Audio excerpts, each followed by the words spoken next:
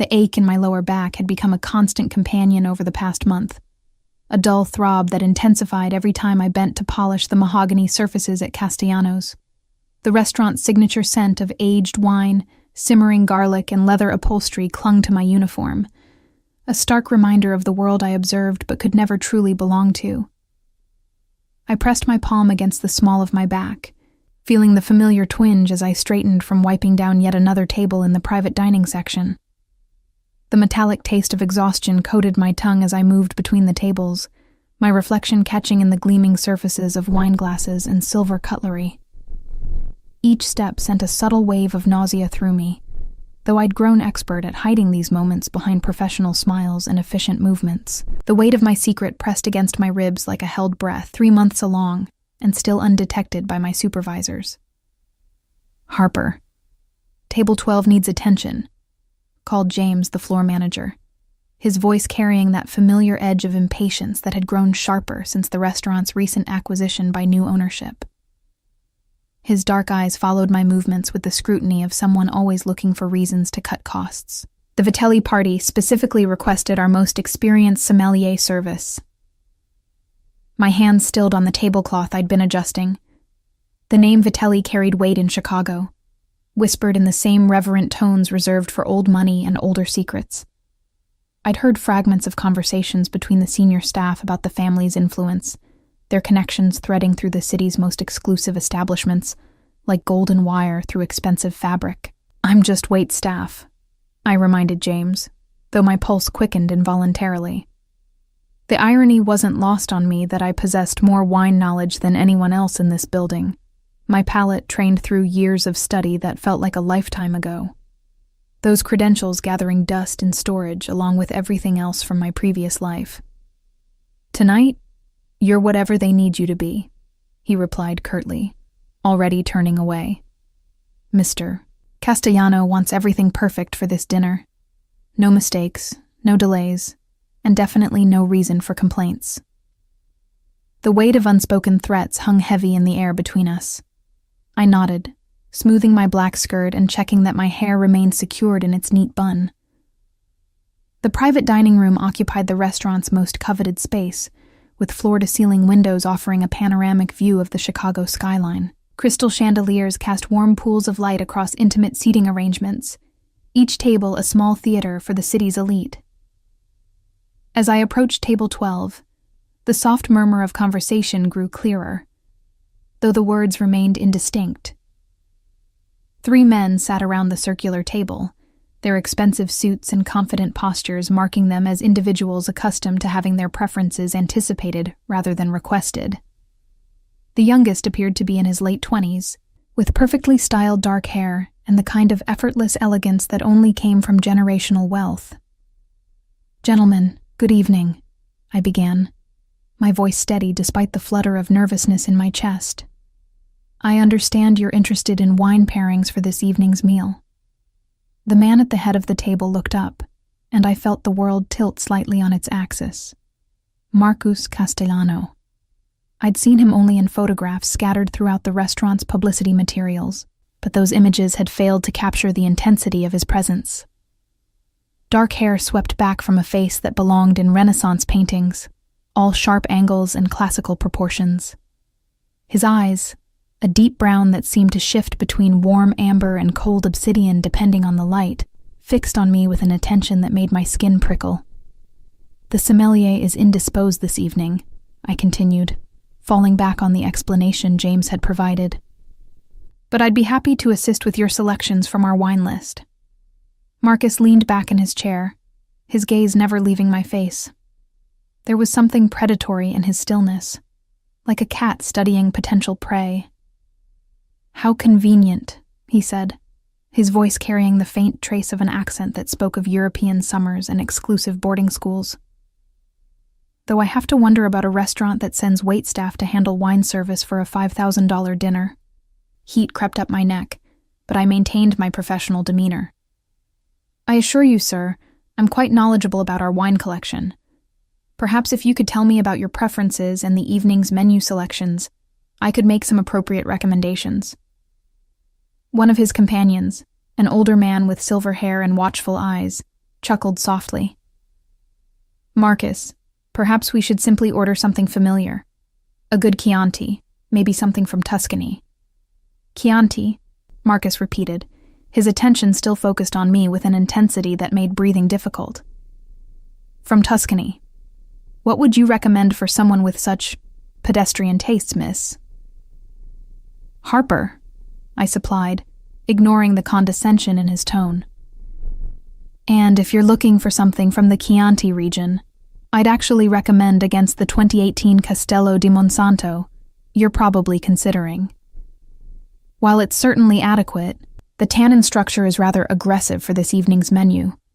The 2016 Reserva from the same producer would be a far superior choice, with better integration and a finish that won't overpower the osso buco I noticed being prepared in the kitchen.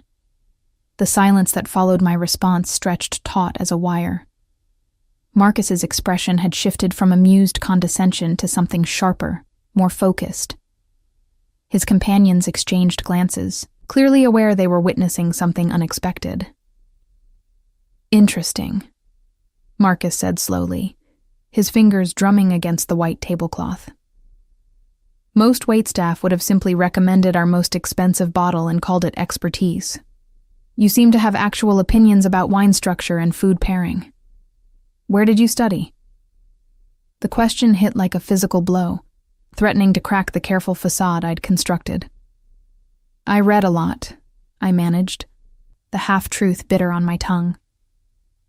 And I pay attention to what works well together. Do you? It wasn't a question, but a statement laden with skepticism and something else. Interest, perhaps even intrigue. Tell me, what would you pair with tonight's antipasto selection? We're starting with the crudo di ricotta, then moving to the burrata with induja. My mind automatically began cataloging flavor profiles and complementary elements, years of training taking over despite my current circumstances. For the crudo, something crisp with good acidity to complement the fish without overwhelming the delicate preparation. The Sancerre from Domaine Henri Bourgeois would be excellent. The citrus notes will enhance the crudo's brightness.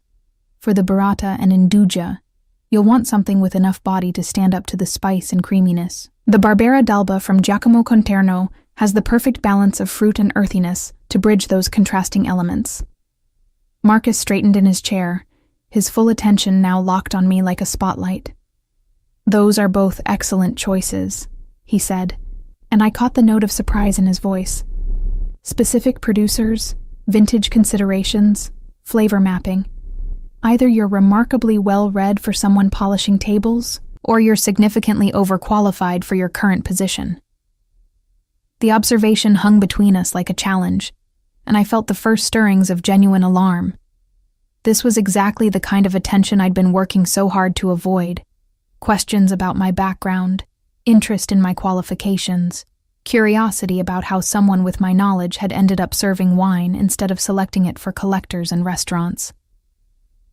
I should get your wine selections to the sommelier, I said, taking a step back from the table. He'll want to approve the pairings before service. No. The word came out sharp, authoritative, brooking no argument. You'll handle our wine service tonight, all of it. I want to see what else you know.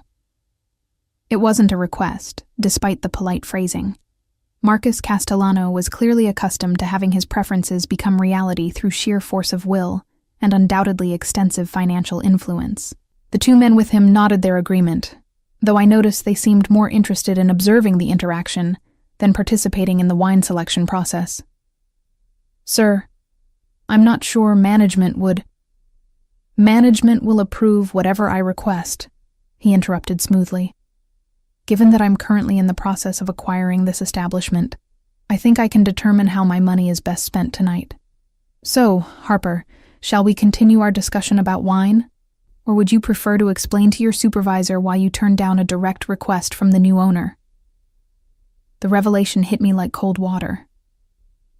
Marcus Castellano wasn't just a wealthy customer, he was my new boss, the man whose decisions would determine not only my employment, but the livelihoods of everyone working in this building.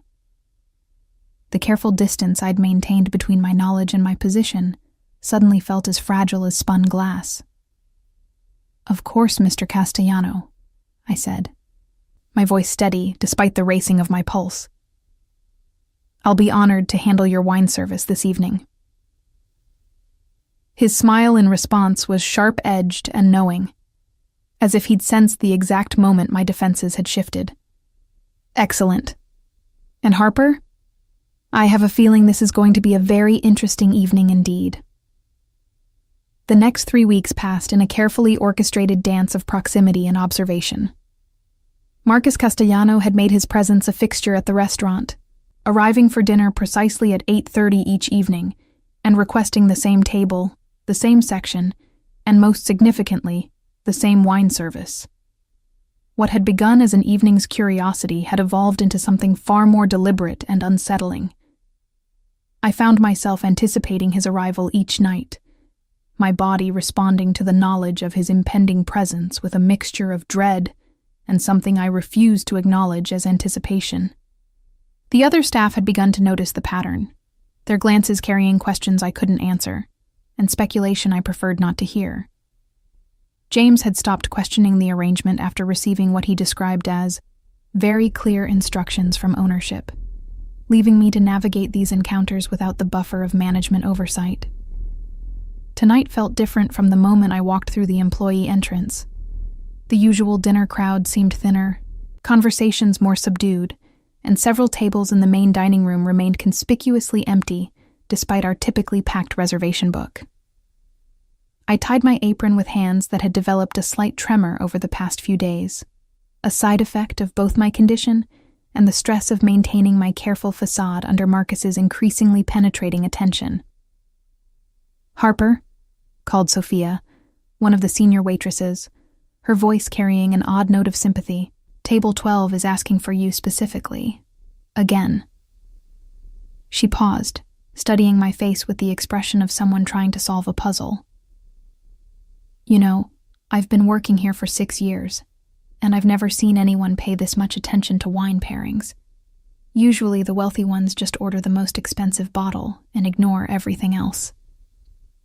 I smoothed my uniform skirt, checking that the loose fit still concealed the subtle changes in my silhouette. At 15 weeks, I was running out of time before my secret became impossible to hide. "He's very particular about his preferences," I said, the understatement feeling hollow even as I spoke it. "Particular," Sophia repeated, her tone suggesting she had other words in mind. "Just be careful, okay? Men like that, they don't develop interests without reason." Her warning followed me as I made my way to the private dining section, past tables filled with Chicago's elite conducting business, over perfectly prepared meals and wines, selected to complement both their palates and their status. The familiar scent of aged leather and expensive cologne grew stronger as I approached table 12, along with something else. The sharp, clean smell of authority and barely contained power. Marcus sat alone tonight, which was unusual. Typically, his dinners involved at least 2 other men. Serious conversations conducted in low voices about subjects I'd learned not to listen to too carefully. The solitude made him seem larger somehow, his presence expanding to fill the entire corner of the room. He was reading something on his phone, his expression focused and slightly grim, but looked up the moment I approached. "Harper," he said, and I noticed he'd stopped using the formal miss that had marked our early interactions. "Right on time. I was beginning to think you'd been reassigned to other tables." "Good evening, Mr. Castellano," I replied, maintaining the professional distance that felt increasingly artificial. "Will your associates be joining you tonight?" "No. Tonight it's just us." The phrasing made my pulse quicken. I thought it might be interesting to focus entirely on the wine selection without the distraction of business discussions. I've been thinking about our conversation last week regarding the influence of terroir on Burgundian expressions, and I'd like to continue that exploration. The conversation he referenced had been anything but casual.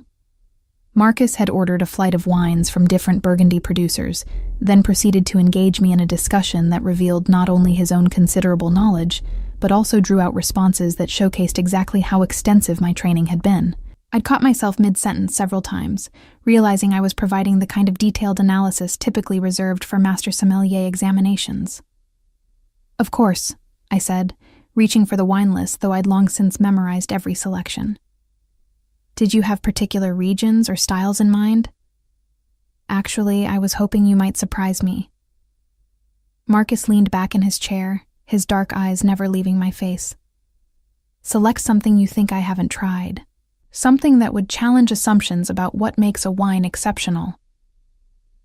The request was both flattering and dangerous. To truly surprise someone with his obvious expertise and resources, I'd need to reach deep into my knowledge base to make connections and observations that went far beyond what any waitress should possess. But the challenge in his voice was unmistakable, and despite my better judgment, I found myself rising to meet it. "There's a producer in the Loire Valley," I began, my voice gaining confidence as I spoke. "Domaine de la Pépière, run by Marc Olivier. They work with Muscadet grapes, which most people dismiss as simple seafood wine, but Olivier's approach to extended lees aging creates extraordinary complexity. The 2019 Clos des Briors has mineral notes that taste like drinking liquid stones, with a finish that lingers for minutes rather than seconds." Marcus's eyebrows rose slightly. "Muscadet from a specific vineyard block, with detailed tasting notes about lees aging and mineral expression. Most people couldn't find the Loire Valley on a map, let alone discuss the nuances of individual producers." He paused, his gaze intensifying. "You continue to surprise me, Harper." Heat crept up my neck under his scrutiny. "Wine is a passion of mine," I said, the partial truth feeling inadequate but necessary. "A passion." He repeated the word as if tasting it. "Yes, I can see that. Passion has a way of revealing itself despite our best efforts to hide it." The observation felt loaded with meaning beyond wine, making my skin prickle with awareness. "Tell me, what other passions are you hiding behind that professional demeanor?" Before I could formulate a response that wouldn't lead down dangerous paths, my phone buzzed in my apron pocket. The sound was jarring in the intimate atmosphere of our conversation, and I saw Marcus's expression shift to something harder, more predatory. "I'm sorry," I said, reaching to silence the device. "Let me get that wine selection started for you." "Answer it," Marcus said, his tone carrying an authority that brooked no argument. "Please, I insist." My hands trembled slightly as I retrieved the phone, Dr. Martinez's name displayed clearly on the screen.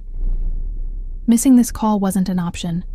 My next prenatal appointment was tomorrow, and any schedule changes needed immediate attention. But answering it in front of Marcus felt like stepping into a trap I couldn't see clearly. "Hello," I said, turning slightly away from the table in a futile attempt at privacy. "Ms. Harper, this is Dr. Martinez's office. We need to reschedule your appointment tomorrow afternoon. The doctor had an emergency come up, but we can fit you in Thursday morning at 9 if that works for your schedule."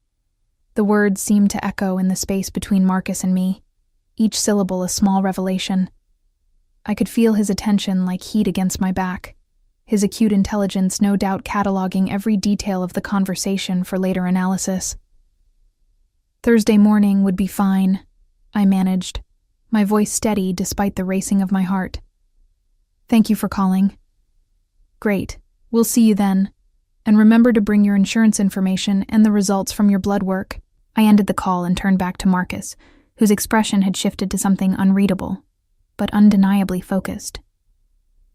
The silence stretched between us like a taut wire, heavy with unspoken questions and dangerous implications. "Doctor's appointment?" he said finally, his voice neutral, but his eyes sharp with interest. "Nothing serious, I hope." "Routine checkup," I replied, the lie coming easier with practice. "Shall I get started on that wine selection?" But Marcus was no longer interested in wine. He leaned forward in his chair, his gaze traveling over my face with the intensity of someone solving a complex equation. "You know, Harper, I've been watching you for weeks now. The way you move, the way you think, the way you handle pressure. You're remarkably composed for someone working a service job, remarkably knowledgeable for someone without formal training, and remarkably careful for someone with nothing to hide." Each observation hit like a physical blow, and I felt my carefully constructed defenses beginning to crack under the weight of his attention. "I should really get that wine." "Sit down," Marcus said quietly, gesturing to the chair across from him. It wasn't a request, despite the polite phrasing. "I think it's time we had a more honest conversation." The command in his voice was unmistakable, backed by the kind of authority that came from owning not just this restaurant, but having the power to reshape my entire world with a phone call. I sank into the offered chair, my legs suddenly unsteady, and tried to prepare for whatever was coming next. "Now then," Marcus said, his smile sharp as a blade, "why don't you tell me what someone with your expertise in wine, your obvious education, and your careful attention to privacy is really doing serving tables in my restaurant?" The question hung between us like suspended judgment, and I felt the careful architecture of my new life beginning to crumble under the weight of Marcus's scrutiny. My hands found each other in my lap, fingers interlacing to hide their trembling as I searched for words that wouldn't complete my destruction. "I told you," I began, though my voice lacked conviction even to my own ears. "Wine is a hobby. I read extensively and—" "Harper." The single word cut through my explanation like a knife through silk. Marcus leaned forward, his elbows resting on the pristine white tablecloth, his dark eyes never leaving my face. "I've spent considerable time over the past 3 weeks researching wine education programs, sommelier certifications, and professional tastings in this city. I've also made some inquiries about exceptional candidates who might have disappeared from the industry recently." My breath caught in my throat. The implication of his words settled over me like ice water, and I felt the last vestiges of my anonymity slipping away like sand through desperate fingers. 3 weeks ago, you identified a specific vineyard block in the Loire Valley and discussed extended lees aging techniques with the precision of someone who spent years studying enology. Last week, you correctly identified the vintage of a Barolo by smell alone and provided tasting notes that matched sommelier-level assessments I found in Wine Spectator. Tonight, you're receiving calls from what sounds like a medical office, and you're clearly taking great care to hide something about your personal circumstances. Each point he made felt like another nail in the coffin of my carefully constructed fiction. I wanted to stand, to excuse myself, to run back to the safety of anonymity I'd worked so hard to build. But Marcus's presence held me in place like gravity, inescapable and absolute. "So let me ask you again," he continued, his voice dropping to something barely above a whisper, but somehow more commanding than any shout. "What is someone with your qualifications doing hiding behind a waitress uniform in my restaurant?" The silence stretched taut between us, filled with the soft clink of glassware and distant conversation from other tables. I could feel my pulse in my throat, could hear the subtle rasp of my own breathing in the space between his question and my inevitable answer. "I needed a job," I said finally, the words coming out smaller than I'd intended. "Something quiet? Something that wouldn't draw attention?" "Attention from whom?" The question came swift and sharp, confirming that Marcus had caught the implication immediately. I closed my eyes for a moment, feeling the weight of months of careful planning crashing down around me. When I opened them again, Marcus was watching me with an expression that combined predatory interest with something that might have been understanding. "Someone who would prefer I remained invisible," I said, each word chosen with the precision of someone navigating a minefield. Someone whose influence extends far enough that traditional employment in my field became complicated. Marcus's expression shifted, his features hardening into something colder, more calculating. Someone with that kind of reach would have to be very powerful indeed. Government, perhaps? Or He paused, his gaze sharpening. Someone in my line of work. The recognition in his voice sent fear coursing through my veins like liquid electricity. Marcus Castellano wasn't just wealthy or influential. The whispered conversations I'd overheard, the deference shown by staff and patrons alike, the casual way he'd mentioned acquiring the restaurant, all pointed to connections that operated in shadows and margins where traditional rules didn't apply. "I can't discuss it," I said, my voice barely audible. "I won't discuss it." "Can't or won't?" Marcus asked, though his tone suggested he already knew the answer. "There's an important distinction there, Harper. Can't suggests external pressure, threats, fear for your safety. Won't implies choice, loyalty, protection of someone else."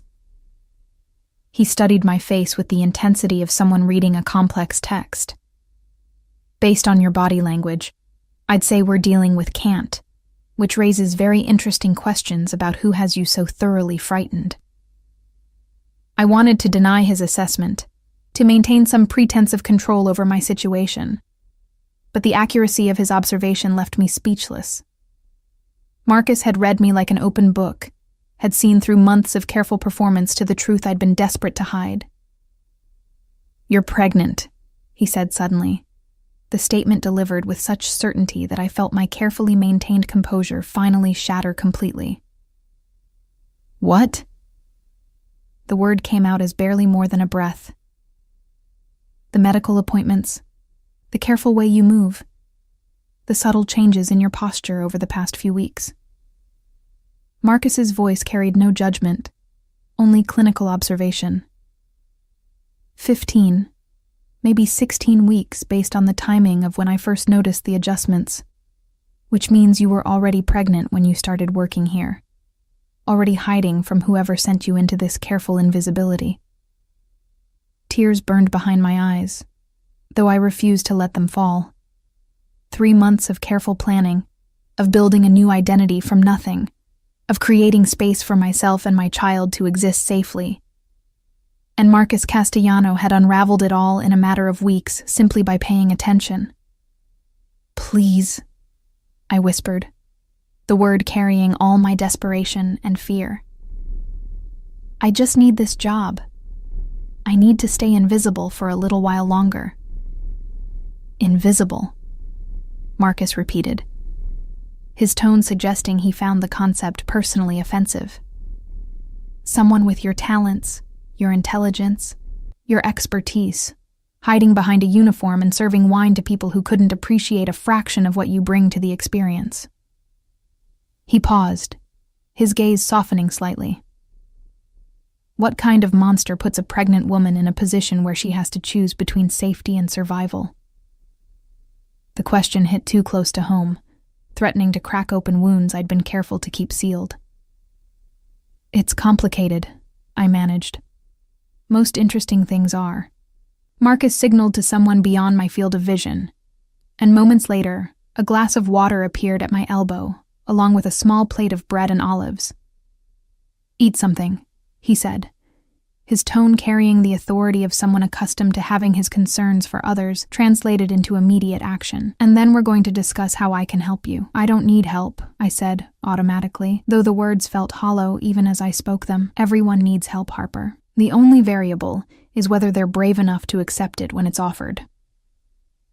Marcus's voice carried a note of finality that suggested the conversation had moved beyond negotiation. "The question isn't whether you need assistance. It's whether you trust me enough to provide it." Trust. The word felt foreign after months of relying solely on my own resources and judgment. But as I looked across the table at Marcus Castellano, seeing something in his dark eyes that might have been genuine concern beneath the predatory intelligence, I realized I was facing a choice that would determine not just my immediate future, but the safety of my unborn child. "What kind of help?" I asked, my voice barely above a whisper. Marcus's smile was sharp and satisfied, like a chess player who'd just achieved checkmate. "The kind that ensures no one can touch you or your child without going through me first. The kind that gives you back your power and your choices." He paused, his gaze intensifying. The kind that requires absolute trust and complete honesty in return. The offer hung between us like a bridge spanning a chasm, promising either salvation or a different kind of imprisonment. But as I sat there, feeling the weight of my secrets and the exhaustion of constant vigilance, I began to understand that Marcus Castellano might be offering me something I'd thought was lost forever. The possibility of safety, and perhaps even more dangerous, the possibility of hope. 3 days later, I found myself standing in the marble-floored foyer of a penthouse apartment overlooking Lake Michigan, my meager possessions reduced to a single suitcase, and the growing realization that I'd crossed a threshold from which there would be no return. The space around me spoke of wealth so absolute it had transcended ostentation, settling instead into the quiet confidence of perfectly chosen materials and craftsmanship that would last centuries. Marcus emerged from what appeared to be a study, his phone pressed to his ear as he conducted a conversation in rapid Italian. His voice carried the same authority I'd witnessed at the restaurant, but here in his private domain. There was an additional layer of command that suggested this was where his true power resided. He gestured for me to sit on a leather sofa that probably cost more than I'd earned in the past 6 months, finishing his call with what sounded like very clear instructions about surveillance and territory. "Feeling overwhelmed?" he asked, sliding the phone into his jacket pocket and settling into the chair across from me. The question was posed casually, but his dark eyes missed nothing as they catalogued my reaction to my new surroundings. "This is temporary," I said, though the words felt like I was trying to convince myself as much as him. "Just until I can figure out something more permanent." "Harper." Marcus's voice carried that familiar note of amused patience. "We've discussed this. Temporary solutions don't address the fundamental problem of someone with enough reach to force you into hiding. Whoever you're running from isn't going to simply lose interest because you've changed apartments."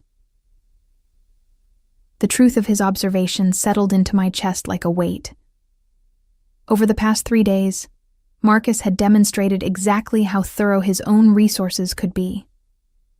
Within hours of our conversation at the restaurant, he'd arranged for my belongings to be moved from my cramped studio apartment, had somehow expedited a leave of absence from work that wouldn't raise questions, and had provided me with a level of security that made my previous attempts at anonymity look childishly inadequate. "You still haven't told me exactly what this arrangement entails," I said, my hands unconsciously moving to rest on my abdomen, where the subtle curve of pregnancy was becoming impossible to ignore. "What you expect in return for all this. Generosity." Marcus followed the gesture, his expression softening in a way that seemed genuine rather than calculated. "What I expect," he said slowly, "is honesty. Complete transparency about who you're hiding from and why. Full disclosure about any threats or complications that might affect your safety or that of your child." He paused, his gaze sharpening. "And trust that I'm capable of handling whatever situation drove you to take a waitressing job under an assumed name." The last point hit like a physical blow. "How did you—" Olivia Harper is a very talented sommelier who graduated from the Culinary Institute of America 3 years ago with exceptional credentials. Marcus's voice carried no accusation, only statement of fact. She completed advanced certifications in French and Italian wine regions, worked briefly at several prestigious establishments in New York, and then disappeared from the industry entirely about 8 months ago. He leaned forward, his elbows resting on his knees. "What I can't find is any record of what happened to make someone with those qualifications vanish so completely that she felt the need to serve wine under a false identity." My carefully maintained composure finally cracked completely. Hearing my real name spoken aloud after months of careful anonymity felt like being suddenly exposed under harsh light. "You hired investigators." "I hired protection," Marcus corrected, his tone suggesting the distinction was important to him. "Professional investigation was simply part of assessing the scope of potential threats. I needed to know what I was dealing with before I could effectively ensure your safety." "And what did you find?" The question came out smaller than I'd intended, fear and resignation warring in my chest. Marcus's expression grew darker, more predatory. I found evidence of someone with considerable resources systematically destroying your professional reputation, threatening your former employers, and creating an environment where traditional employment became impossible. His voice dropped to something barely above a whisper, but somehow more menacing than any shout. I found traces of a very sophisticated campaign designed to isolate you completely. The accuracy of his summary left me breathless. For months, I'd lived with the weight of that systematic destruction, watching helplessly as doors closed and opportunities evaporated, until hiding seemed like the only viable option. Vincent Torino, I said, the name feeling like broken glass in my mouth. My former mentor, I trailed off, unable to complete the sentence. The father of your child, Marcus finished, his voice carrying no judgment but considerable interest. Vincent Torino, who owns restaurants in New York, Chicago, and Los Angeles. Vincent Torino, whose reputation for discovering and developing young talent is matched only by his reputation for destroying those who displease him. Marcus paused, studying my face with clinical precision. Vincent Torino, who has connections to several families that operate in the same, specialized business sectors that I do. The last observation sent fear coursing through my veins like ice water. If Marcus understood the full scope of Vincent's connections, then he also understood exactly how dangerous my situation had become. He offered me everything, I said, the words coming out in a rush now that the dam had finally broken. Mentorship, opportunity, a partnership in his new restaurant. He said I had exceptional potential, that he could make me one of the most recognized sommeliers in the country. I swallowed hard, the memory of my own naivety burning like acid. What he didn't mention was that his offer came with expectations that extended far beyond professional development. Marcus's expression had grown progressively colder as I spoke, his features settling into something that reminded me of Arctic ice. Beautiful, but absolutely lethal. He forced himself on you. He said it was part of the mentorship, I whispered, the shame of my own compliance still fresh despite months of trying to process what had happened. That successful women in the industry understood how business really worked, that I needed to prove my commitment to the partnership.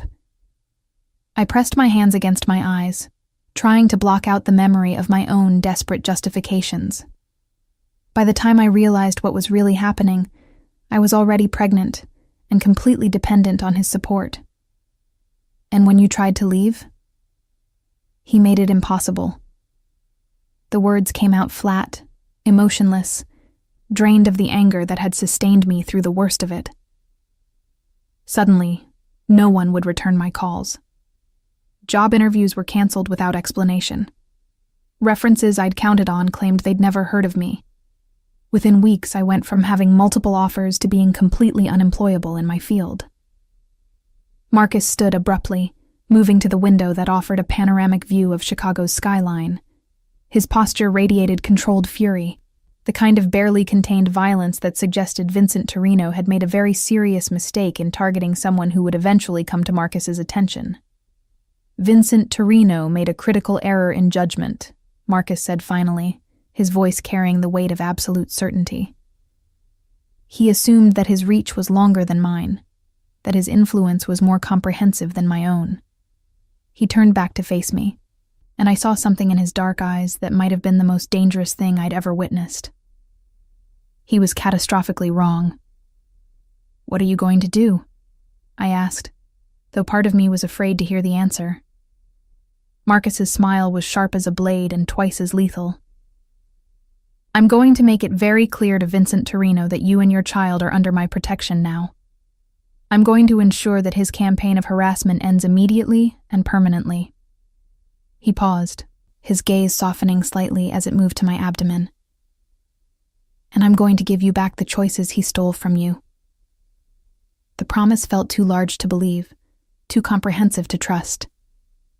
But as I sat there in Marcus Castellano's penthouse, surrounded by the quiet evidence of his power and protection, I began to understand that I'd found something I'd thought was lost forever. Someone with the resources and will to stand against Vincent Torino's influence. "What does that mean for me?" I asked, my voice barely above a whisper. "What does this protection actually look like?" Marcus returned to his chair, his expression serious but not unkind. "It means you have choices again, Olivia. You can return to your career with the guarantee that no one will interfere with your professional development. You can raise your child with the security of knowing that threats and harassment are things of the past." He paused, his dark eyes searching my face. "Or you can stay here, with me, and discover what it means to be truly protected by someone who values what you bring to the world." The offer hung between us like a bridge to an entirely new life, promising safety, but also a different kind of dependency. As I looked at Marcus Castellano, seeing the genuine care beneath his predatory intelligence, I realized I was facing the most important choice of my life. The choice between independence and protection, between solitude and a connection that might be more dangerous than anything I was running from. 6 weeks had passed since I'd moved into Marcus's penthouse, and I was beginning to understand that protection came with its own form of captivity. The apartment had become a gilded cage, beautiful and secure, but increasingly suffocating as my pregnancy progressed, and my world shrank to the boundaries Marcus deemed safe. I'd gained 20 pounds, and lost most of my illusions about the simplicity of accepting help from a man whose business operated in shadows and moral ambiguity. The morning sun streamed through the floor-to-ceiling windows as I sat at the marble kitchen island, picking at a breakfast I had no appetite for while scrolling through job listings on my laptop. Marcus had been true to his word about neutralizing Vincent's influence. My former mentor had apparently received a very convincing conversation about the consequences of continued harassment. But the return of my professional options felt hollow, when I was essentially confined to a luxury prison. "You're not eating enough," Marcus observed, emerging from his study with a cup of coffee and the morning's newspapers.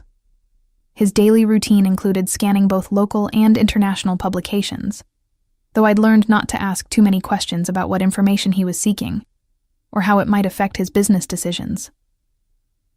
"I'm eating plenty," I replied, though we both knew it was a lie. The stress of my situation had affected my appetite more than the pregnancy itself, leaving me struggling to maintain the nutritional requirements my doctor insisted were crucial for healthy development. Marcus set his coffee on the counter and moved behind my chair, his hands settling on my shoulders with a familiarity that had developed over weeks of careful attention to my comfort and well-being. His touch was warm through the soft cotton of my shirt, his fingers finding the knots of tension that had become permanent residents along my neck and upper back. "Dr. Patterson called yesterday," he said, his hands working with surprising gentleness to ease the tightness in my muscles. "She's concerned about your stress levels and wants to discuss some options for ensuring better prenatal care." The mention of my new doctor, hand-selected by Marcus from Chicago's most exclusive medical practices, reminded me of how thoroughly my life had been reorganized according to his standards of acceptable care. Dr. Patterson's office occupied an entire floor of a medical building that catered exclusively to patients whose privacy and comfort were worth paying premium rates to ensure. "I don't need better prenatal care," I said, closing the laptop with more force than necessary. "I need to feel like I have some control over my own life again." Marcus's hands stilled on my shoulders, and I felt the subtle shift in his posture that suggested I'd touched on something he considered non-negotiable. "Control," he repeated, his voice carrying that familiar note of patient authority. "Is that what you call being stalked and harassed by someone with enough influence to destroy your career? Is that what you call trying to raise a child while hiding in a studio apartment and working for minimum wage?" The questions hit their intended mark, reminding me of exactly how precarious my situation had been before Marcus's intervention. But they also highlighted the central tension that had been growing between us. His conviction that he knew what was best for me, and my increasing need to reclaim some agency over my own decisions. "At least those were my choices," I said, turning in my chair to face him directly. "My mistakes, my consequences, My life. Marcus studied my face with that intense focus I'd grown to recognize as his way of cataloging emotional data for future reference. Your life, he said slowly, and your child's life. The choices you make now affect someone who can't advocate for their own safety or well-being. His dark eyes moved to my abdomen, where the curve of pregnancy was now unmistakable beneath my clothing. Someone who deserves better than a mother who prioritizes independence over security. The criticism stung because it carried an uncomfortable kernel of truth. My desire for autonomy did sometimes feel selfish when weighed against my responsibility to ensure my child's safety and future opportunities. But Marcus's paternalistic approach to my protection also felt increasingly stifling as the weeks passed and my world continued to shrink. What if I wanted to go back to work? I asked, testing the boundaries of his flexibility. There's a position at Alinea that would be perfect for someone with my qualifications. Grant Akat specifically requested a meeting based on my portfolio. Marcus's expression shifted to something harder, more calculating. Alinea serves over 200 customers per night in an open environment with minimal security screening. The kitchen staff includes dozens of people whose backgrounds haven't been thoroughly vetted, and the wine storage areas provide multiple points of access that would be impossible to monitor effectively. He paused, letting the security assessment sink in. Vincent Torino has connections throughout Chicago's restaurant industry, including several people who've worked at Alinea in the past. The thoroughness of his analysis was both impressive and deeply unsettling. Marcus had clearly investigated not just the opportunity itself, but every possible angle through which my safety might be compromised. The level of thought and resources he'd devoted to cataloging potential threats was a reminder of exactly how seriously he took his role as my protector. So the answer is no, I said, though it wasn't really a question. The answer is that I won't allow you to place yourself or our child in unnecessary danger for the sake of professional satisfaction, Marcus replied, his tone carrying the finality of someone accustomed to having his decisions accepted without further argument. Our child? The phrase stopped me cold. Since when is this your child? Marcus's expression softened, but his voice remained steady. Since I became responsible for ensuring their safety and well-being. Since I started planning for their future and making decisions that will affect their opportunities and development. He moved closer, his presence filling my personal space in a way that was both comforting and overwhelming. Since I began to care about their mother, more than I've cared about anyone in a very long time. The admission hung between us like a bridge I wasn't sure I was ready to cross. Over the weeks of living in his space, sharing meals and conversations that ranged from wine theory to childhood memories, I'd felt the growing pull of genuine connection beneath the protective arrangement we'd constructed. Marcus was brilliant, attentive, and surprisingly gentle when he chose to be. He was also controlling, dangerous, and accustomed to solving problems through methods I preferred not to examine too closely. Marcus, I began, but he cut me off with a gesture that suggested he wasn't finished speaking. I know this isn't the arrangement you imagined when you accepted my help, he said, his voice taking on a more personal note than I'd heard before. I know you feel trapped, restricted, dependent on someone whose methods you don't entirely approve of. He paused, studying my face with that penetrating intensity. But I need you to understand that everything I've done, every limitation I've placed on your freedom, has been motivated by genuine care for your safety and that of your child.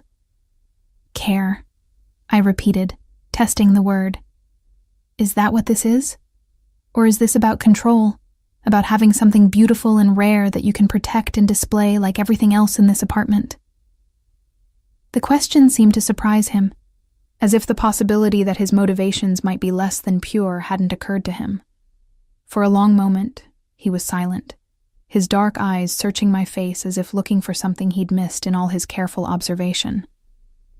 Maybe both, he said finally, his honesty more unsettling than any reassurance would have been.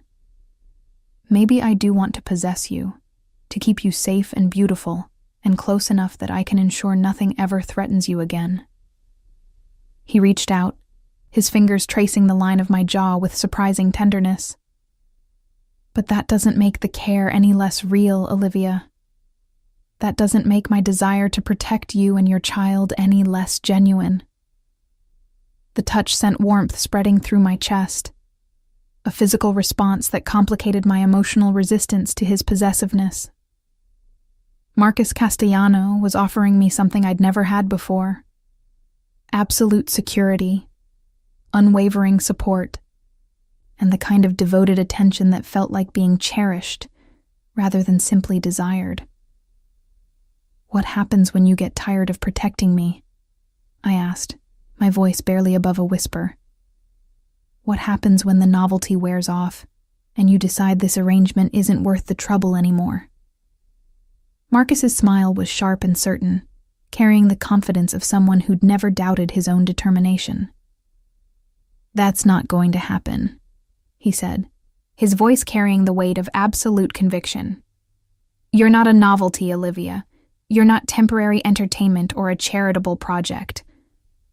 His hand moved to cover mine, his fingers intertwining with mine in a gesture that felt like a promise. "You're the woman who's going to change everything about how I see the world, and I'm the man who's going to make sure nothing ever hurts you again." The declaration should have felt overwhelming, possessive, frightening in its implications. Instead, as I sat there in Marcus Castellano's kitchen, with his hand warm over mine and his dark eyes full of promises I'd never thought I'd hear, I felt something I'd thought was lost forever, beginning to bloom in my chest. The possibility of being truly, completely safe in someone else's care. The wine cellar beneath Marcus's penthouse stretched into shadows that spoke of both passion and obsession, its climate-controlled environment housing collections that represented decades of careful acquisition and expertise that rivaled any sommelier's dreams. I'd discovered this space 3 weeks ago while exploring the building's lower levels, and it had quickly become my refuge when the weight of protection began to feel more like imprisonment than safety. Tonight, however, the cellar felt different.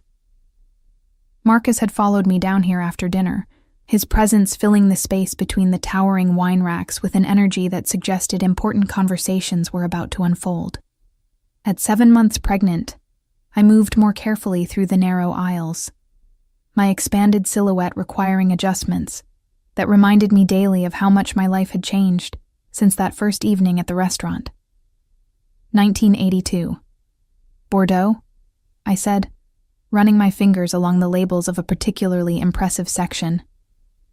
"Latour, Margaux, Aubryon. This collection is worth more than most people's houses." "It's worth nothing if there's no one to share it with," Marcus replied, his voice carrying an undertone I hadn't heard before. He moved closer, his presence warm in the cool air of the cellar. Wine is meant to mark occasions, to celebrate moments that matter. A collection this extensive becomes meaningless without someone who understands its significance. I turned to face him, noting the careful way he'd positioned himself between me and the cellar's exit. The gesture might have seemed casual to anyone else, but I'd learned to read the subtle signals of Marcus's protective instincts. Tonight, however, something felt different about his positioning. Less protective, more possessive. "You're not talking about wine," I observed, my hand instinctively moving to rest on my rounded abdomen where the baby had been particularly active throughout the evening.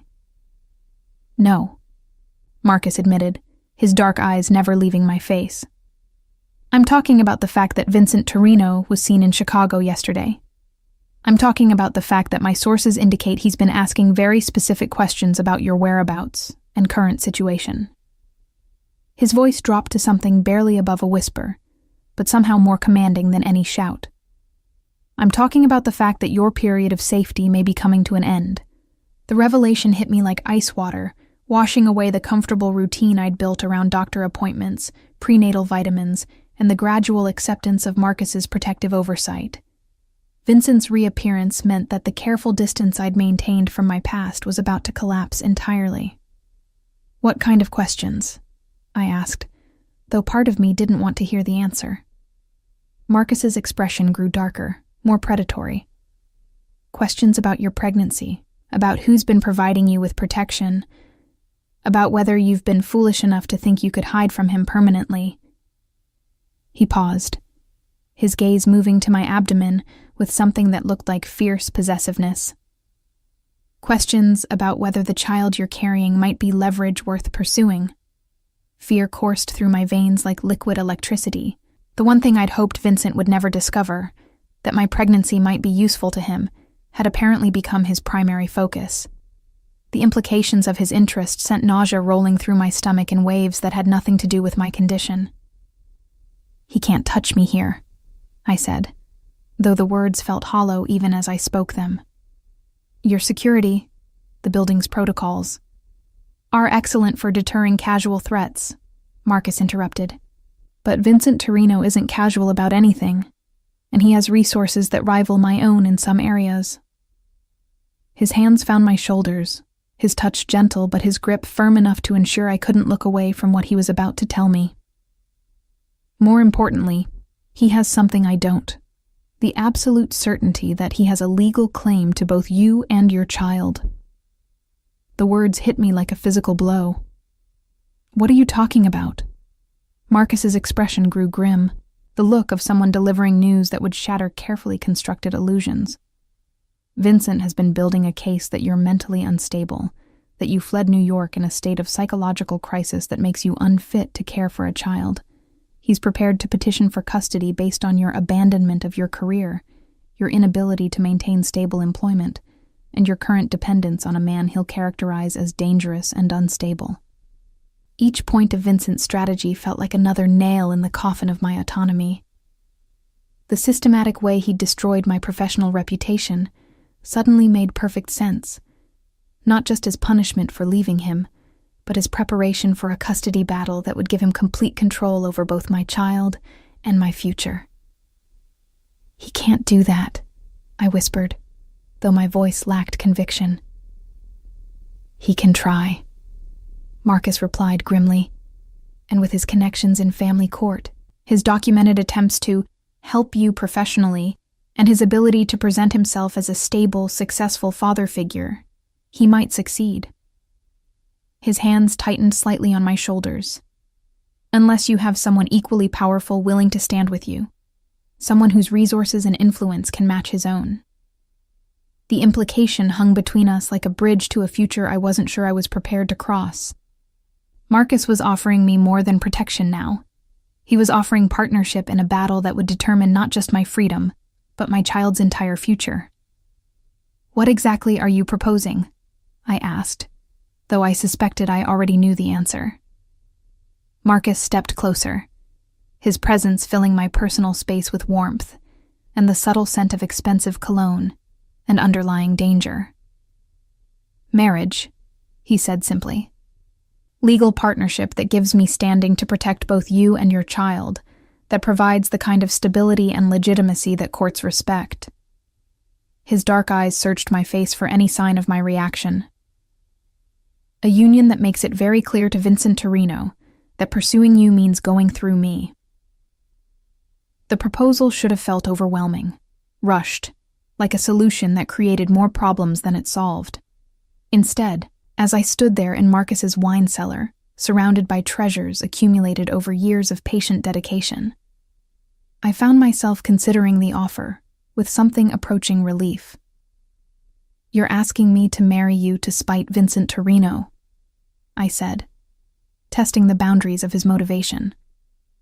"I'm asking you to marry me because I've spent the past 4 months falling in love with your intelligence, your strength, your refusal to be broken by someone who tried to destroy you completely." Marcus's voice carried a sincerity that seemed to surprise even him. "I'm asking you to marry me because the thought of Vincent Torino having any claim to you or your child makes me want to burn down everything he's ever built." His hand moved to cover mine where it rested on my abdomen. "I'm asking you to marry me because I want to give your child my name, my protection, and every advantage my resources can provide." The declaration hung between us like a promise and a threat simultaneously. Marriage to Marcus Castellano would solve the immediate problem of Vincent's legal maneuvering, but it would also bind me permanently to a man whose business operated in shadows and whose methods of problem-solving I preferred not to examine too closely.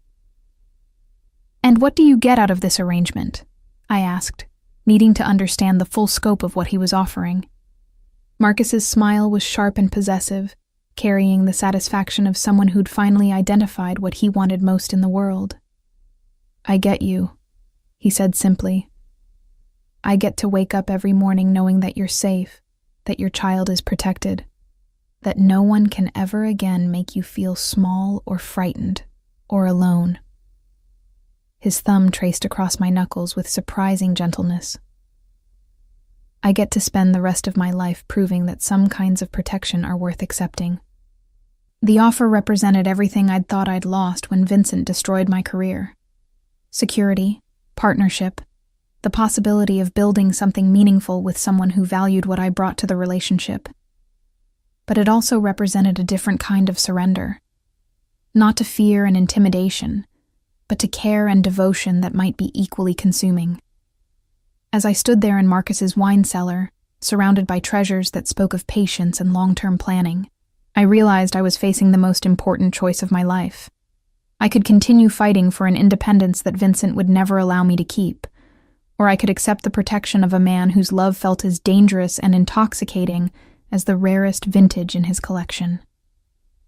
"Yes," I said finally, the word feeling like both an ending and a beginning. "Yes, I'll marry you." Marcus's smile was triumphant and tender simultaneously, and as he pulled me into his arms with careful attention to my pregnant form, I felt something I'd thought was lost forever settling into my chest. The absolute certainty that I would never have to face my fears alone again. 3 months later, I stood in the kitchen of our penthouse, our home now, legally and emotionally, watching Marcus prepare breakfast while our daughter slept peacefully in her bassinet nearby.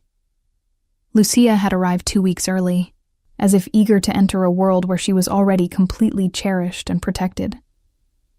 The morning sun streamed through windows that no longer felt like barriers, but like frames for a life I'd never imagined possible. Vincent Torino had withdrawn his custody petition the day after our wedding announcement appeared in the Chicago Tribune, apparently deciding that challenging Marcus Castellano's legal claim to his family wasn't worth the inevitable consequences.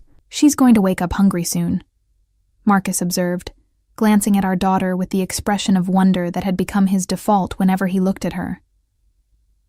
"She's going to wake up safe," I replied, the words carrying weight that only someone who'd feared for their child's future could fully appreciate. Marcus moved behind my chair, his hands settling on my shoulders in the gesture that had become our morning ritual. "Safe," he agreed, his voice carrying the satisfaction of promises kept. "Loved, protected, and surrounded by people who will move mountains to ensure she has every opportunity to become exactly who she's meant to be."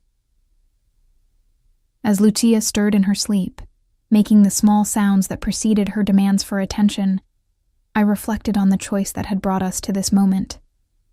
I'd traded my independence for protection, my solitude for partnership, my uncertainty for a love that felt as vast and complex as Marcus's wine collection. It hadn't been the future I'd planned, but it was the future I'd chosen. And as Marcus lifted our daughter from her bassinet with the gentle confidence that had become second nature to him, I knew it was exactly the future we all deserved. 5 years had passed since that first evening when Marcus Castellano had challenged my knowledge of wine and inadvertently unraveled the careful anonymity I'd constructed around my shattered life. Now, as I stood in the tasting room of Harper Castellano Vineyards, watching the morning sun paint golden streaks across rows of meticulously tended vines stretching toward the Napa Valley horizon, I marveled at how completely my world had transformed. The vineyard had been Marcus's wedding gift to me. Not just the property itself, but the opportunity to build something entirely our own, removed from the shadows of his Chicago operations and the wine counterfeiting network that had ultimately led to my mentor's downfall. What had begun as a gesture of love had evolved into something far more significant, a legitimate empire that showcased everything I'd learned about wine, while providing Marcus with the kind of clean, respectable business he'd never imagined wanting. "Mama, the grapes are turning purple." Lucia's voice carried across the tasting room as she pressed her face against the floor-to-ceiling windows, her breath fogging the glass as she watched the harvest crews moving through the vineyard with practiced efficiency. At 4 years old, she possessed an uncanny ability to identify the subtle changes that marked each stage of the growing season, as if her palate had inherited my sensitivity to the nuances that made great wine possible. "That means they're almost ready," I replied, moving to stand beside her and placing my hand on her dark hair, so like her father's in color and texture, but with my stubborn cowlick that refused to be tamed. "In a few more weeks, we'll pick them and begin the process of turning them into wine." "Like the bottles in Daddy's special room?" she asked, referring to the climate-controlled cellar Marcus had constructed beneath our house, where he'd relocated the most precious portions of his Chicago collection. "Exactly like those," I confirmed, though I knew it would be years before the wines we were producing here would achieve the complexity and value of the vintages Marcus had spent decades acquiring. Still, early reviews from wine critics had been promising, and our small-batch releases were developing the kind of following that suggested Harper Castellano might eventually earn a place among Napa's most respected producers. The sound of footsteps on the hardwood floors announced Marcus's arrival, though I'd sensed his presence before he entered the room. After 5 years of marriage, I'd developed an acute awareness of his movements and moods, just as he'd learned to read the subtle signals that indicated my thoughts and concerns. The connection between us had deepened far beyond the protective arrangement that had brought us together, evolving into something that felt as essential as breathing. "The FBI wants to schedule a final deposition," he said, his voice carrying the careful neutrality he used when discussing anything related to his former life. The investigation into Vincent Torino's wine counterfeiting operation had taken 3 years to complete, resulting in convictions that had effectively dismantled one of the most sophisticated fraud networks in the industry's history. Marcus's cooperation with federal prosecutors had been comprehensive and devastating, providing evidence that had led to prison sentences for dozens of people involved in the scheme. "When?" I asked, though I'd been expecting this moment for months. The legal proceedings were finally reaching their conclusion, marking the end of our connection to the events that had brought us together. "Next week in San Francisco. Agent Rodriguez says it should be the last time they need either of us to testify." Marcus moved to stand beside me at the window, his hand finding the small of my back in the gesture that had become our routine whenever he sensed my anxiety about revisiting the past. "After this, it's over. Completely." The finality of his words should have brought relief, but instead, I felt a strange melancholy at the thought of closing this chapter entirely. The investigation had served as a bridge between our old lives and our new reality, a reminder of how far we'd traveled from that evening in Castellano's restaurant, when I'd been hiding behind a false identity, and he'd been running a criminal empire. Vincent's appeal was denied, Marcus continued, his voice taking on the harder edge that appeared whenever he discussed my former mentor. "He'll serve the full 25 years, without possibility of parole. Vincent Torino's conviction for racketeering, fraud, and conspiracy had been the crown jewel of the federal case. The evidence Marcus had provided, financial records, shipping documents, recordings of conversations, had painted a picture of systematic criminality that went far beyond wine counterfeiting. Vincent's attempts to destroy my career had been revealed as part of a broader pattern of intimidation and control that had affected dozens of people over the years. "Good," I said, and meant it.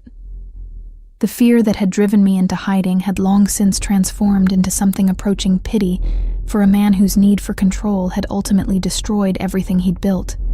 Maybe now some of his other victims can finally feel safe.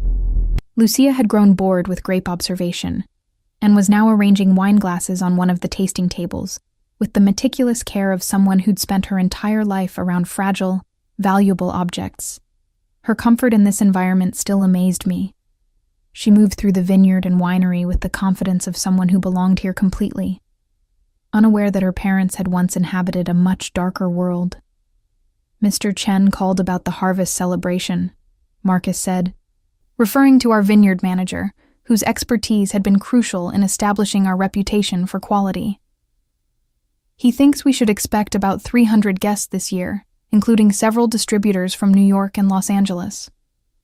The annual harvest celebration had become one of Napa Valley's most anticipated events, drawing wine enthusiasts, industry professionals, and food writers who were eager to experience our unique approach to viticulture and hospitality. What had begun as a small gathering of neighbors and friends had evolved into a showcase that generated significant revenue and helped establish our brand in competitive markets. 300, I repeated, my mind automatically shifting into the logistical planning mode that had become second nature over the years of building our business. We'll need additional staffing for the tasting room and extra security for the cellar tours. Already arranged, Marcus replied, his smile carrying the satisfaction of someone who'd anticipated my concerns before I'd voiced them. I've also hired a photographer to document the event for the website and social media campaign. The business aspects of wine production had surprised me with their complexity and depth. Creating exceptional wine required not just knowledge of viticulture and enology, but understanding of marketing, distribution, regulatory compliance, and customer service. Marcus's background in managing complex operations had proved invaluable in navigating these challenges, while my expertise in wine evaluation and food pairing had provided the foundation for our product development. "Mama, can I help with the grape picking?" Lucia asked, abandoning her glass arrangement to join our conversation. Her dark eyes, so much like Marcus's in their intensity and intelligence, held the kind of eager curiosity that made it impossible to refuse her requests for involvement in vineyard activities. "You can help carry the small baskets," I said, knowing that her participation would last approximately 15 minutes before she became distracted by something more immediately interesting. "But you have to promise to listen to Mr. Chen and stay away from the machinery." "I promise," she declared with the absolute sincerity of someone who genuinely intended to keep her word, even if circumstances might eventually prove otherwise. Marcus lifted her into his arms with the easy strength that had become more pronounced over years of manual labor in the vineyard. The physical transformation of our lives had been one of the unexpected benefits of leaving Chicago. Both of us had developed the kind of fitness that came from daily work in agriculture, replacing gym memberships with actual productive activity. "Speaking of promises," Marcus said, his attention shifting back to me with an expression that suggested important conversations were approaching. "I've been thinking about our 5-year plan and some adjustments we might want to consider." The 5-year plan had been our method of ensuring that our transition from Marcus's criminal enterprises to legitimate business remained on track. Every major decision was evaluated against long-term goals that prioritized both financial success and personal happiness, with regular reviews to assess our progress and identify necessary changes. "What kind of adjustments?" I asked, though I suspected I knew where this conversation was heading.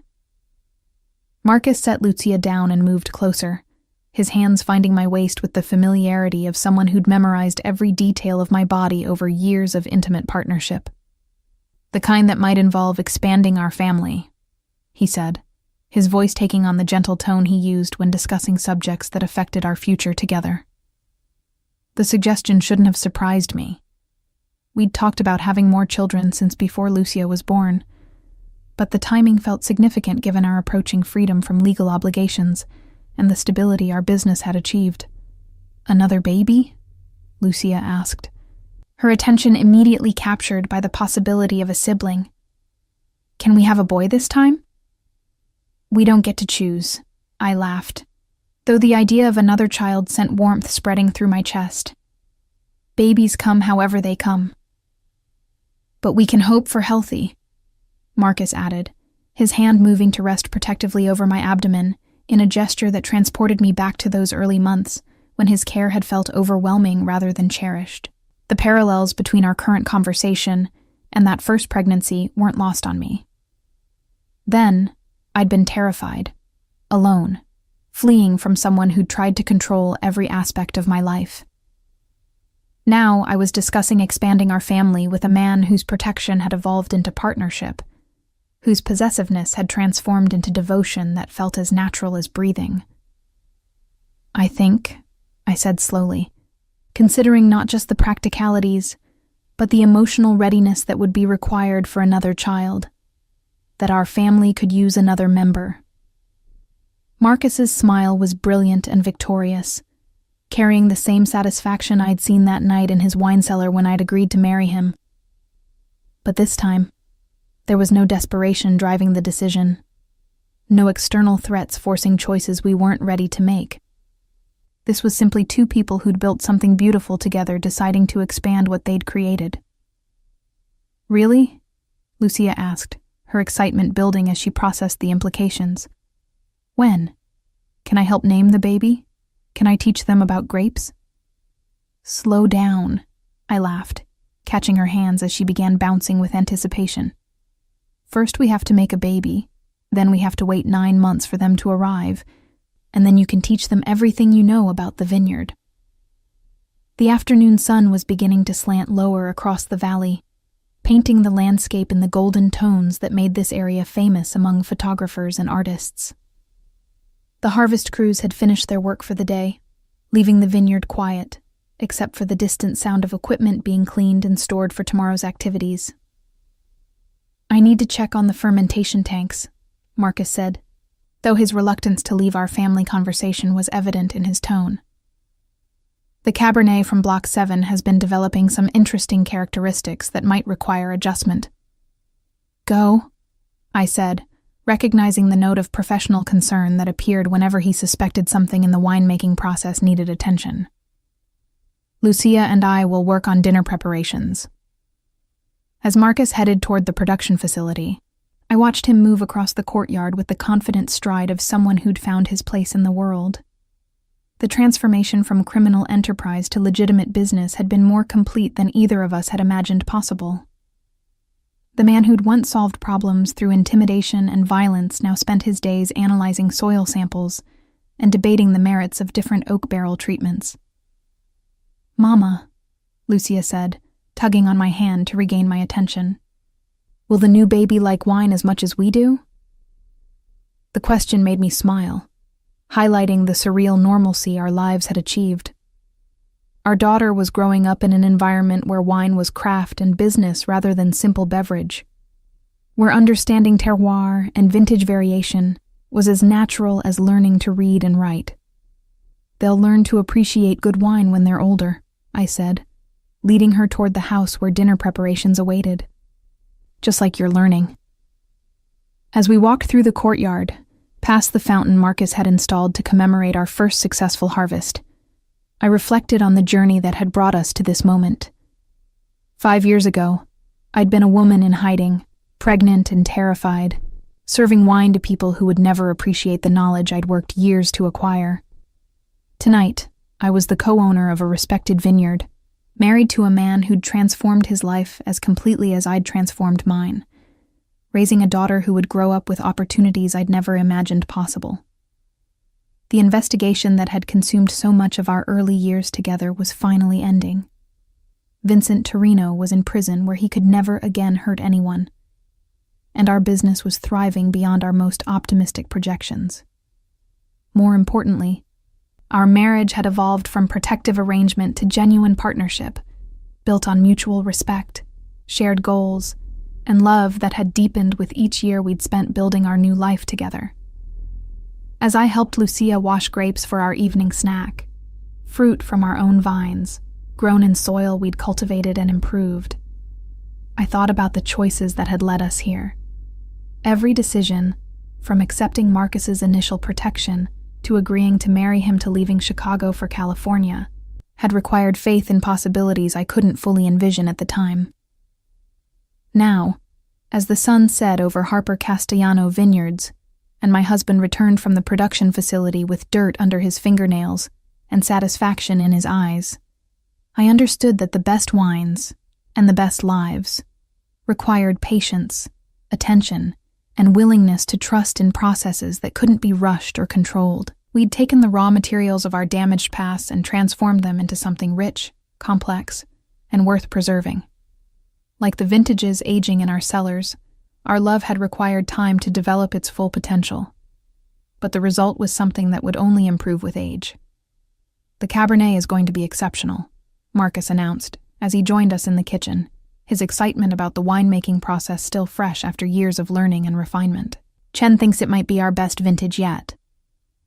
"High praise from someone who's worked with the best producers in the valley," I replied, feeling the pride that came from creating something genuinely excellent through dedication and expertise.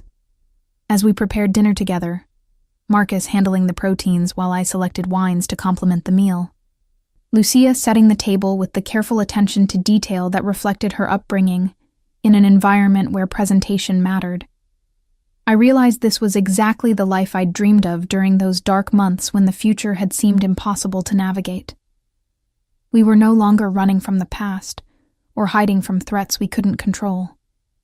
We were building something lasting, creating legacy that would benefit not just our family, but the broader community of people who appreciated exceptional wine and genuine hospitality. The evening stretched ahead of us, filled with the simple pleasures of good food, great wine, and conversation that ranged from harvest projections to Lucia's progress in preschool to plans for our next family vacation. These were the moments that had replaced the adrenaline-fueled drama of our early relationship. Quieter, deeper, infinitely more satisfying. As I watched Marcus pour glasses of our 2019 Estate Pinot Noir, the wine that had earned our first major critical recognition, I thought about the complexity that great vintages required. The best wines were never simple or one-dimensional. They revealed different characteristics as they developed, offering new discoveries with each tasting, improving year after year until they reached their perfect moment of maturity.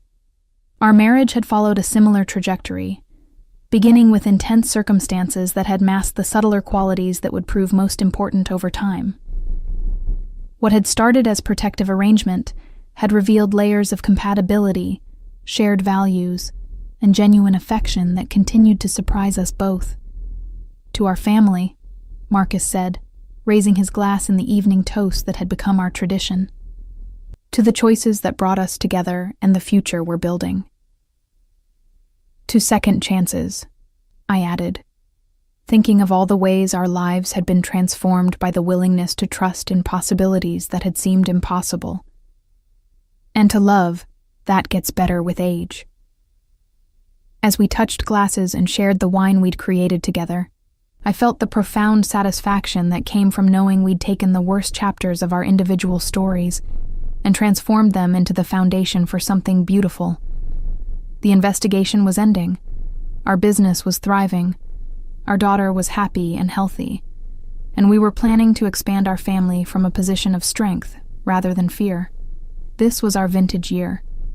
The moment when everything we'd worked for had reached its perfect maturity, ready to be savored and celebrated. And like the finest wines in our collection, I knew our love would only continue to improve with time, developing new depths and complexities that would surprise and delight us for decades to come. The future stretched ahead of us, unwritten but no longer uncertain, filled with harvests yet to come and wines yet to be crafted, children yet to be raised and memories yet to be made. We'd learned that the best things in life, like the best wines, couldn't be rushed or forced. They required patience, attention, and faith in the gradual process of transformation that turned simple ingredients into something extraordinary. As the last light faded from the Napa Valley sky and our family settled into the comfortable rhythms of evening, I knew with absolute certainty that we'd found our place in the world. Not just geographically, but emotionally and spiritually. A space where our pasts informed but didn't define us, where our present was rich and satisfying, and where our future promised continued growth and development. We'd started with secrets and protection, but we'd created something much more valuable. A partnership built on complete honesty, mutual respect and love that had been tested by circumstances and emerged stronger for the trials. This was our legacy, growing in the soil we'd chosen to cultivate, aging gracefully toward a future that would be even more beautiful than anything we could imagine today.